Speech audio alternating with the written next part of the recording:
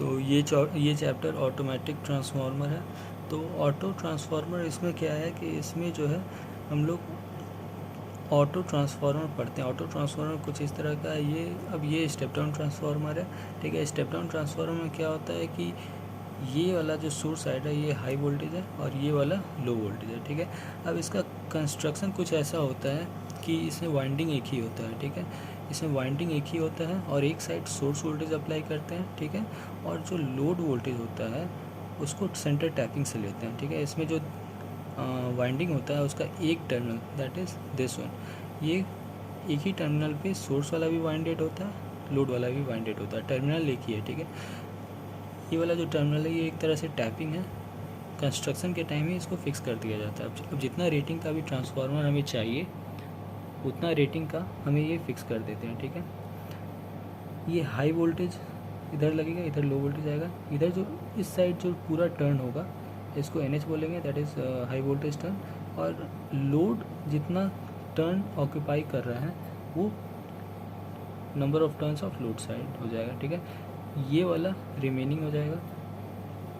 इसका अगर करंट देखें तो करंट जो IH तो जो कि सोर्स से जा रहा है ये करंट यहाँ जाएगा और इस ब्रांच में जो करंट है वो अपोजिट डायरेक्शन में है, ठीक है। तो अपोजिट डायरेक्शन में क्यों है वो इसका कंस्ट्रक्शन से समझते हैं। ये वाला कंस्ट्रक्शन गलत है, ठीक है। ये कंस्ट्रक्शन में क्या चीज़ है कि ये सोर्स हमने लगा दिया। सोर्स लगाने के बाद ये वाइंडिंग किया गया। अब यहाँ देखो दोनों जो वाइंडिंग है एडिटिव नेचर का ये, क्योंकि वाइंडिंग का नेचर सेम है, दैट इज़ बाहर से अंदर की ओर, ठीक है। तो बाहर से अंदर मतलब कुछ इस प्रकार का। तो फ्लक्स किधर बनेगा, ऊपर।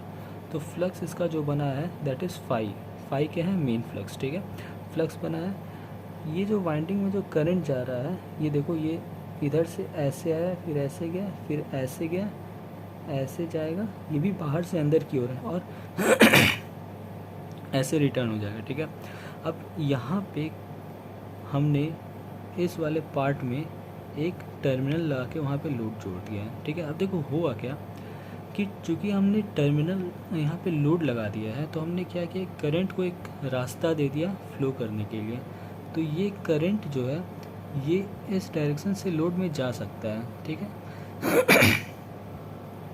अब हुआ कि ये जो फ्लक्स मेन फ्लक्स सेटअप किया है फाई, वो अगर देखा जाए तो यहाँ ऐसे आ रहा है और यहाँ पे ऐसे लिंक कर रहा है, ठीक है। फ्लक्स जो लिंक कर रहा है वो इस डायरेक्शन में होगा, ठीक है, मेन फ्लक्स। अब लेंज़ लॉ ये कहता है कि जो करंट इस कॉइल में सेटअप होगा वो मेन फ्लक्स को अपोज करेगा। तो मेन फ्लक्स को जब अपोज करेगा तो मेन फ्लक्स था ऊपर की ओर, तो अपोजिंग फ्लक्स क्या होगा, नीचे की ओर। मतलब φ2 जो है इसका अपोजिंग फ्लक्स बनेगा नीचे की ओर। और जब नीचे की ओर हमने लेंज लॉ लगाएंगे तो क्या होगा, कुछ ऐसा सीन होगा, इसमें ऐसे बह रहा है, मतलब आउट टू इन। तो आउट से इन जाने वाला डायरेक्शन ये है, तो लोड में करंट इस तरह से बाहर आएगा, ठीक है। अब यहाँ पे ध्यान देने वाली बात यह है कि सोर्स का करंट जो इस डायरेक्शन में है वो ऐसे है और लोड का उसके अपोजिट में है। किसका इंटेंसिटी ज़्यादा होगा, इंटेंसिटी लोड का ज़्यादा होगा। क्यों लोड का ज़्यादा होगा, क्योंकि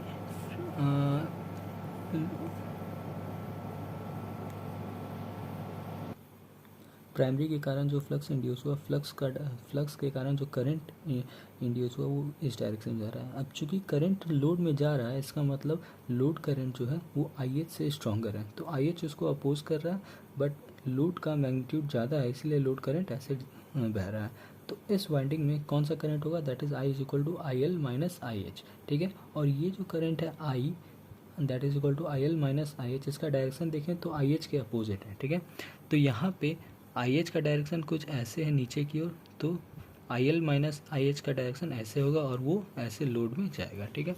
लोड में जो जाएगा तो यहाँ पे प्लस का पोलैरिटी आएगा, यहाँ पे माइनस का, ठीक है। यही सब चीज़ इस पेज में लिखा हुआ है, ठीक है। अब यहाँ ध्यान देने वाली बात एक और है कि जो मेन फ्लक्स है ट्रांसफार्मर को सबसे पहले नो लोड में कनेक्ट किया जाता है। नो लोड में कनेक्ट करोगे तो होगा क्या कि ये वाला तो करंट जाएगा, इस करंट से एक फ्लक्स सेटअप होगा।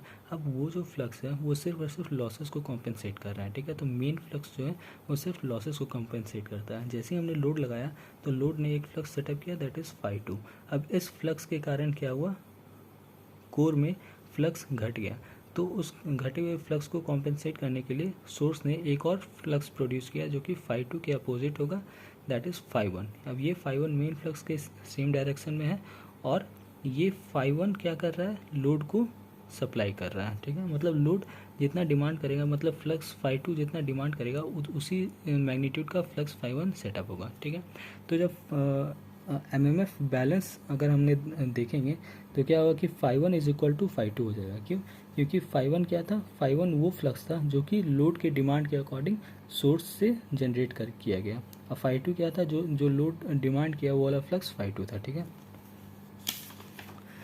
अब ये टर्न रेशियो का चीज़ है। इसमें क्या है कि जो टर्न रेशियो होता है ऑटो ट्रांसफार्मर का, उसे ए ऑटो बोलते हैं, वो सेम होता है जो कि V high upon V low, that is N high upon N low, and current के अपोजिट I2 अपॉन I1, ठीक है। टर्न रेशियो और ट्रांसफॉर्मेशन रेशियो में ये अंतर होता है। ट्रांसफॉर्मेशन रेशियो क्या होता है, 1 अपॉन ए ऑटो ट्रांसफॉर्मेशन रेशियो होता है, ठीक है। अब ये जो आ गया, इसमें ये है कि ये जो है नो लोड फ्लक्स है, that is phi main flux blue वाला, उसके ये जो है ये phi2 है, दैट इज़ लोड का, और इसको कॉम्पेंसेट करने के लिए ये आया, that is phi1 supporting flux, ठीक है। ये भी वही है ए ऑटो, ये पावर बैलेंस होता है left to right. How is auto transformer different from two winding transformer, ठीक है। तो auto transformer two winding transformer से डिफरेंट है। कैसे? तो कॉपर में सेविंग होता है, I square R loss copper weight, अच्छा कॉपर वेट तो इधर आ जाएगा।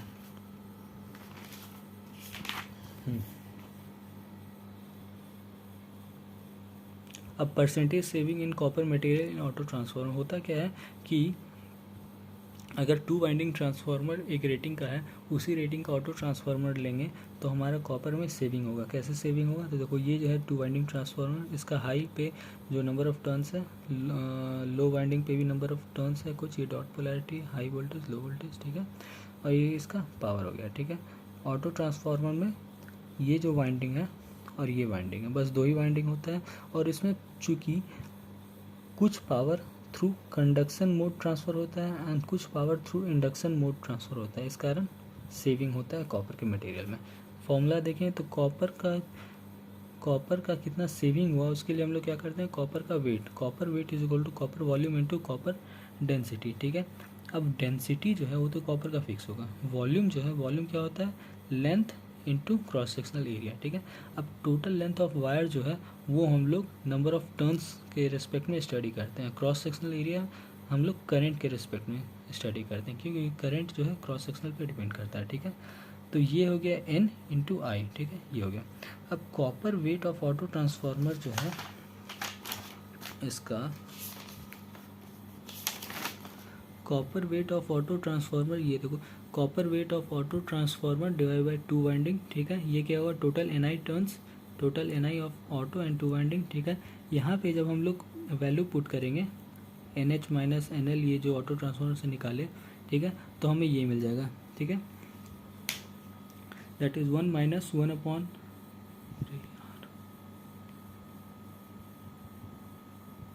1 minus 1 by auto copper weight is equal to A auto minus 1 divide by A auto into copper weight of two winding, ठीक है। अब यहाँ ध्यान देने वाली बात ये है कि ये जो ए ऑटो का जो वैल्यू होता है, ए ऑटो का जो वैल्यू होता है, ये हम लोग नियर टू 1 रखते हैं, ये इसी चैप्टर में लास्ट में लिखा हुआ है। ए ऑटो का वैल्यू जो है मतलब टर्न रेशियो हम लोग नियर टू 1 रखते हैं, और मैक्सिमम केस में ये 1.1 या 1.2 ऐसे होता है। तो 1.1 माइनस 1 डिवाइडेड बाई 1.1, 1.1 माइनस 1 मतलब 0.1, 0.1 डिवाइडेड बाई 1.1 मतलब 1 डिवाइड बाई 11, मतलब ये वैल्यू छोटा होगा, ठीक है। और छोटा value into something is equal to total छोटा वैल्यू, ये मल्टीप्लिकेशन है, ठीक है।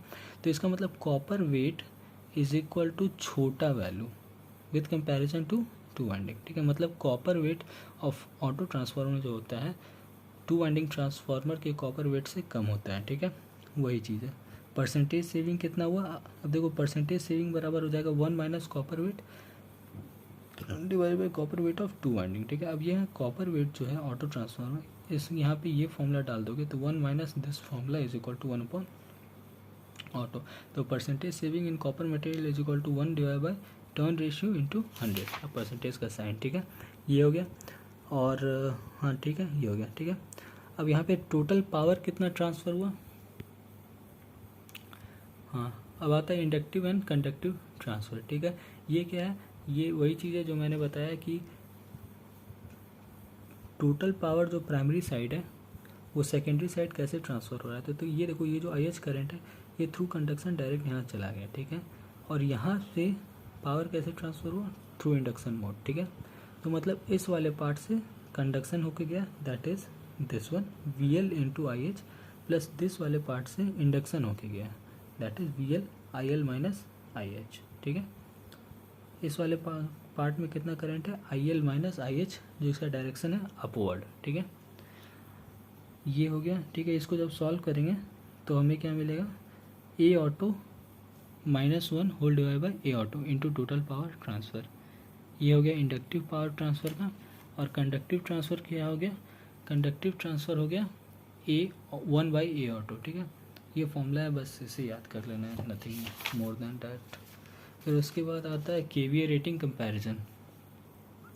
KVA रेटिंग कंपैरिजन इसमें क्या है, इसमें हम लोग क्या कर रहे हैं कि एक 2 वाइंडिंग ट्रांसफार्मर ले लिया, ठीक है।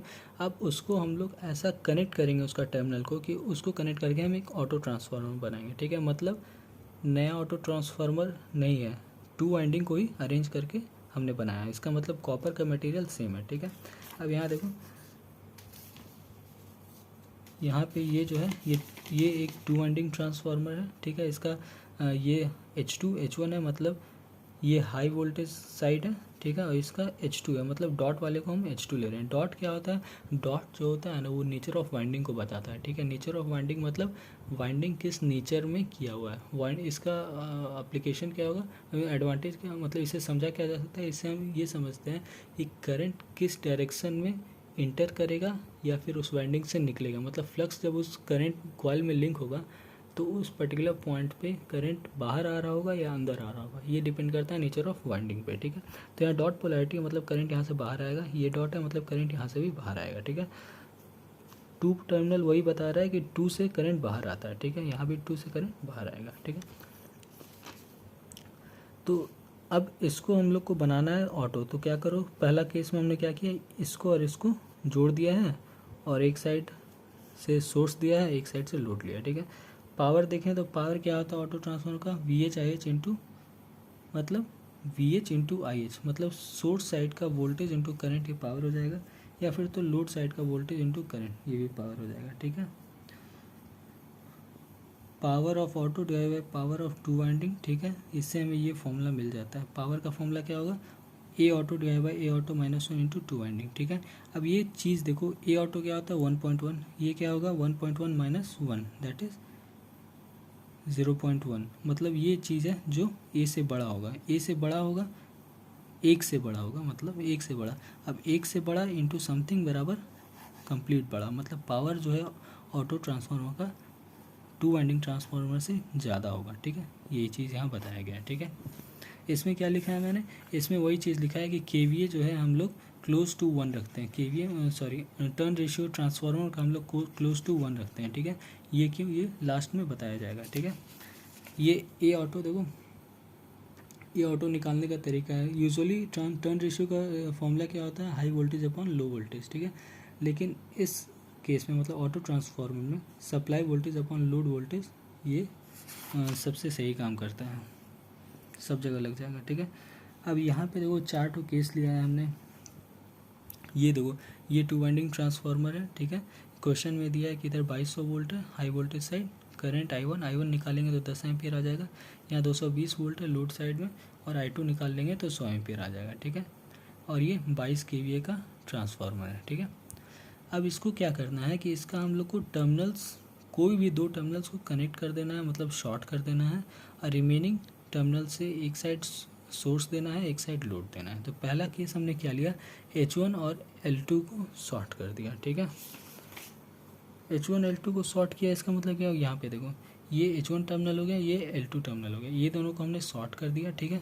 L2 L1 कॉमन वाइंडिंग बोलने का मतलब L2 L1 ये जो टर्मिनल है ये सोर्स साइड भी है और लोड साइड भी है, ठीक है। अब ऐसा कॉमन मतलब क्या, कॉमन मतलब ये देखो L2 और L1 ये सोर्स साइड भी है, लोड साइड भी है, ठीक है। तो हमने जब ऑटो ट्रांसफार्मर बनाया तो ऐसे नेमिंग कर दिया। अब यहाँ पे L2 L1 कॉमन लिखा हुआ है, इसीलिए लोड साइड क्या होगा, L2 L1 पता चल गया हमें। H1 H2 बचा जो कि यहाँ पे लगा दिया। अब जो सोर्स होता है, चूँकि ये स्टेप डाउन ट्रांसफार्मर है तो सोर्स जो है दोनों वाइंडिंग कंटेन करेगा, लोड एक वाइंडिंग कंटेन करेगा, ठीक है। अब ये जो वाइंडिंग है लोड साइड, ये जो वाइंडिंग देखो लोड साइड की हमने लगाया है L1 L2, ठीक है, ये हमें पता था। तो इस वाइंडिंग का जो भी रेटिंग होगा, मतलब इस वाइंडिंग का जो भी चीज़ होगा वो डायरेक्टली यहाँ पे आ जाएगा, ठीक ना। मतलब ये जो है 220 वोल्ट का होगा और इसमें 100 एम्पियर का करंट फ्लो कर सकता है। देखो वाइंडिंग जो है ना, किस रेटिंग का करंट फ्लो करवाना है उसी के अकॉर्डिंग कॉयल दिया जाता है इसमें, समझे। इस वाइंडिंग में 100 एम्पियर बह सकता है, इसीलिए डायरेक्ट ये हमने 100 लिख दिया, ठीक है। सिमिलरली इस वाइंडिंग का कितना है 2200 वोल्ट और इसमें 10 एम्पियर करंट बह रहा है, ठीक है। अब ये जो डायरेक्शन है वो तुम्हारा यहाँ पे देखो, यहाँ पे डायरेक्शन H2 से H1 है, सिमिलरली H2 से H1 ये भी क्या है, ये करंट का डायरेक्शन कैसे L2 से बाहर आ रहा है, तो L2 से बाहर आ रहा है मतलब नीचे से ऊपर की ओर, ठीक है। अब इस वोल्टेज को सम करोगे तो हम लोग को यहाँ वोल्टेज मिल जाएगा, दैट इज़ 2400 वोल्ट, ठीक है। अब ये देखो जो 2 वाइंडिंग ओरिजिनल ट्रांसफार्मर था वहाँ पे 2200 वोल्ट ही चाहिए था हमें, लेकिन जब हम उसका ऑटो ट्रांसफार्मर बनाएंगे तो हमें 2200 से ज़्यादा वोल्टेज सोर्स साइड देना पड़ेगा, वही 220 वोल्टेज को अटेन करने के लिए। तो ये केस हम यूज़ नहीं करते हैं, ठीक है, क्यों, क्योंकि हमें ज़्यादा पावर सोर्स साइड ज़्यादा वोल्टेज लगाना पड़ रहा है, ठीक है। अब यहाँ पे देखो ए ऑटो ट्रांसफार्मर निकालिए high voltage upon low voltage, ठीक है। ये देखो supply voltage upon low voltage जो पहले देखे थे, ठीक है। अब चूँकि ये स्टेप डाउन ट्रांसफार्मर है तो जाहिर सी बात है जो हाई वोल्टेज होगा इसका वो सप्लाई साइड होगा और जो लो वोल्टेज होगा वो लोड साइड होगा। तो ऐसे ही ये टर्न रेशियो निकाल लिया, ठीक है। पावर रेटिंग ज़्यादा है लेकिन इनपुट साइड वोल्टेज भी तो ज़्यादा लग रहा है।